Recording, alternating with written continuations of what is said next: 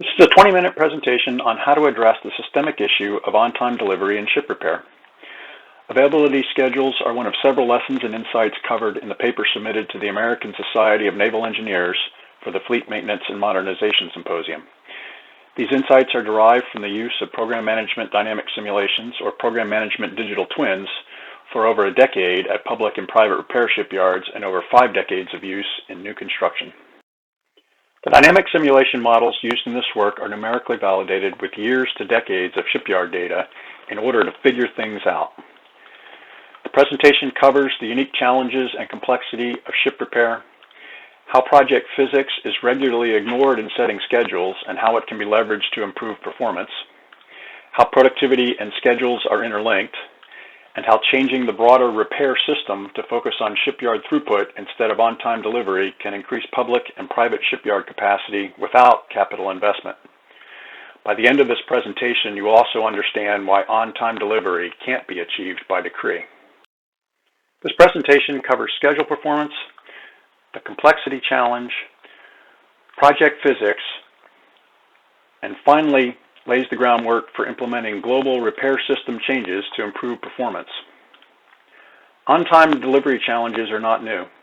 Schedule performance is the result of schedule dynamics inherent in ship repair dating as far back as you are willing to look, in this case going back 35 years. A GAO study just released a few weeks ago identified consistently poor schedule performance from 2015 to 2019. And prior GAO reports identify that schedule performance from 15 to 19 was worse than it was from 2000 to 2016. This is despite on-time delivery being top priority for NAVSEA and Navy leadership over the last several years. Going back further, 688 availability data identifies exactly 1 year out of 22 when the average availability performance was on time, while 5 of those years had an average over 50% late. In my personal experience, the disaster that was the Jacksonville refueling overhaul, planned and executed without consideration of the rest of the shipyard portfolio at Norfolk Naval Shipyard in 1989, was the same disaster experienced by the Connecticut for the same reasons at Puget Sound Naval Shipyard in 2012. Recent efforts to improve on-time delivery have taken the path of extending availability schedules. That comes at the expense of shipyard capacity. Reduced capacity is the exact opposite of the intended effect. It has led directly to an increase in time lost to the fleet while waiting to get into a shipyard to perform depot maintenance. This result is the unintended consequence of making a change to the ship repair system without figuring out how higher order effects of extending the schedules would play out over time before taking action. Figuring out those impacts is incredibly difficult due to the high degree of complexity involved. Any shipyard with more than one project at a time is managing a portfolio of projects with constantly changing work packages and critical paths to completion. That is further complicated by varying mission criticality driven by individual ship priorities. And there are a multitude of different stakeholders involved outside the direct control of the shipyard with objectives that are not always aligned to optimize availability performance. Circular feedback is an ever-present dynamic not addressed in management tools and is driven by time delays across the shipyard and the broader repair system. Time delays are present in management systems internal to the shipyards and time lags between when an issue starts and is identifiable as more than noise in data needing action. Time delays in surface availabilities are further exacerbated by the contracting process and Navy decision delays. In a simplified loop, performance at any time during an availability is determined by factors across the workforce and workload of the shipyard. Anything not accomplished correctly generates rework to be discovered later. Rework discovery places a project behind plan and generates schedule pressure for more resources than previously anticipated in order to recover schedule. That leads to higher use of overtime, further reducing productivity and quality that drive performance, and increase rework again in a vicious cycle. In addition, unplanned work is added throughout the availability, further exacerbating the vicious cycle. This complexity makes it almost impossible to effectively allocate resources across the shipyard portfolio whenever there is a shortage in resources. The equation shown here is a simplification of what should be solved every week in order to assign constrained resources across a portfolio of projects. Simplifying assumptions of equal project priority and a single workforce that can do all the work have been made in order to keep this differential equation short enough to show on a page. Capturing the real dynamics of shipyards is much more complex, yet even this simplified version is not part of availability planning and management tools. The on-time delivery results achieved over the last 35 years are what the ship repair system is perfectly designed to get. In addition to our work, there's a large body of research, including NAVSEA-sponsored theses at the Massachusetts Institute of Technology, that reach the same conclusions from different perspectives. Statistical estimates, thumb rules, and the algebra-based availability planning and scheduling tools cannot generate consistent on-time delivery within the larger ship repair system. System dynamics-based simulation provides the insight needed to improve performance. It addresses ship repair complexity through differential equations that capture feedback, time delays, and the rework cycle. Effective applications are data-driven and quantitatively validated, in this work using over a decade of historical data. Type simulation quantifies likely performance in terms of labor hours and schedule based on the known work package content, the planned schedule, and shipyard dynamics that include incorporating unplanned work, workforce experience, and other drivers of productivity and quality across the project and the portfolio. It enables the tracing of the cause and effect relationships that determine performance to identify leverage points in the system in order to craft and test alternatives that improve performance. Dynamic simulation provides a repair system digital twin to figure out how to improve. The rework cycle is the key element of project dynamics that captures how staffing, productivity, and quality drive rework and actual progress. All projects start with a defined quantity of work to be performed. The planned schedule determines how the workforce is applied over time, typically assuming an average productivity and quality. As tasks are completed, they are progressed in the earned value system. Over the course of the project, the work known to be remaining and the time left determine weekly staffing needs. Managers know that it is not that simple, and management reserve and schedule slack are included in the plan. These estimates are fundamentally predictions of the average productivity and quality that will be achieved. Productivity and quality vary over the course of the project, driven by many factors. Work accomplished incorrectly becomes an undiscovered problem. At a later time, rework discovery occurs through events such as component bench testing in the shop, reinstallation on the ship, or system testing. At that point, it becomes known rework and part of the project staffing needs. Ship repair is further complicated by unplanned work being added throughout the availability, increasing work to be done through open and inspect items, or impacting the project more like rework when system tests fail because of components that were not part of the planned work package. The GAO cited unplanned work and workforce issues, such as staffing availability, productivity, and quality, as the causes of the majority of availability delays. Dynamic simulation captures these explicitly. Dealing with unplanned work at the project level is difficult. Addressing it at the shipyard level, where each project is constantly changing resource needs as a result, is even more challenging.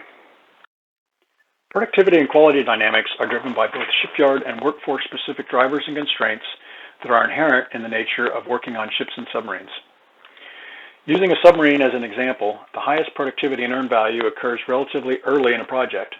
The staffing ramp-up is controlled by work authorizations, which limits congestion, and there is no rework discovery. Interference or congestion are limited. Peak productivity occurs when the maximum number of tasks are available to be worked in shops and on board the ship, typically peaking around the completion of the rip-out phase. The baseline for the thumb rule is a task that takes an hour to complete during this phase. As dry dock production progresses, components return to the boat from the shops and congestion and interference increases. Unplanned work starts to be added to the work package and forced into the remaining schedule, often with further delays waiting for material. Rework also starts to be discovered. During this phase, the baseline task takes an hour and 15 minutes on average. After undocking, productivity is even lower as congestion and access delays become common. Rework discovery peaks during system testing, which also introduces another wave of unplanned work. Ship safety with the boat in the water further complicates scheduling tasks. In this phase, the baseline task takes an hour and 30 minutes, or 50% longer than if it could have been completed early in the project. In ship repair physics, productivity is lower the later the work is accomplished. Private yard performance is further hindered by Navy efficiency processing unplanned work through technical review and contracting. Project physics and productivity dynamics also limits the rate of progress achievable over the course of a project in a manner that is not captured in network scheduling tools. Ship repair physics limits the maximum rate of progress achievable over the course of a project, and thus the schedule achievable. The constraint can be explained and assessed graphically from start of the project to the major milestone where production transitions to testing, typically undocking for submarines or production complete on surface ships. Availability planning and scheduling consistently ignores these limits. The baseline for the project is a constant rate of progress from the official start to the planned percent complete at the planned date of the transition milestone. Progress is typically above 0% at the start, reflecting planning activities, arrival preparations, and possibly work started before the official start date. The target progress achieved at the milestone is a function of the testing required and the productivity possible after the testing begins in earnest. Earned value progress follows an S-shaped curve. The project cannot start at the progress rate of the straight line and can't sustain that rate towards the end as rework is discovered. Progress must therefore approach point E from above the straight line, creating an S-shape, characteristic of almost all programs. The first key point is where the rate of progress first equals the straight line rate of progress, or the slope of the line.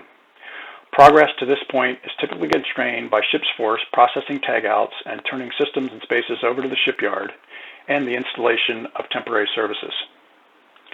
The next critical indicator is the point where the progress curve crosses the straight line. This is an early indicator of expected performance. The later this happens, the longer the availability will last. Further, it cannot occur late in the project. The next indicator is the point where progress declines back to the straight line rate. The maximum rate of progress achieved during the project occurs between point B and point D. After point D, progress is constrained by project physics of declining productivity, increased congestion and interdependencies between tasks, and discovering rework and unplanned work. The rate of progress will not be higher than achieved by point D, regardless of what is deemed achievable in the schedule network. Plans that ignore project physics can be loaded into a shipyard scheduling system, even though they are obviously unexecutable. Here's an example. The black line is the straight line, the blue curve is the plan used to manage the availability, and the green bars are the actual progress. The plan is to reach a maximum rate of progress around 70% complete. This is not feasible, yet the project and shipyard believe the project was on or ahead of plan for over 40 weeks. It was a year into the availability before the project network became unexecutable and the project was replanned. The replan extends the schedule, reducing the slope of the straight line towards the limits of work execution, but is still unexecutable, with a maximum rate of progress now closer to the 80% point. 2 more replans later, and after a 50% increase in schedule, the laws of project physics are apparent in the green bars of progress actually achieved. The maximum rate of progress actually occurred around the crossing of the straight line, around 40% complete. The rate returned to the straight line around 80% complete, and approached the milestone from above the straight line. The workforce and facility resources were tied up on this project for 35 more weeks than accounted for in the shipyard's resource planning, continuing a cascade of missed schedules across the shipyard portfolio. A dynamic approach to project planning and scheduling is the first step in setting reasonable schedules that get ships back to the fleet as quickly as possible. This is an example of a schedule trade-off assessment that can and should be integral to availability planning. The y-axis is the likely delivered span determined through dynamic simulation of the full shipyard portfolio. The target schedule span is on the x-axis. The orange line represents on-time deliveries. The black squares are scenarios of likely performance from changing only the planned schedule.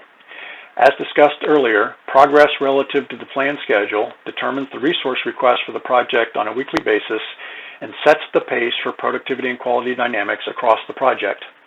On-time delivery is likely to be achieved where the orange line crosses the likely actual schedule achieved, shown here. To the right of this point, where orange is above black, the project is likely to deliver early. To the left, where black is above orange, the project is likely to deliver late. However, planning the project for on-time delivery does not return it to the fleet as early as possible or in the most efficient manner to maximize the overall capacity of the shipyard.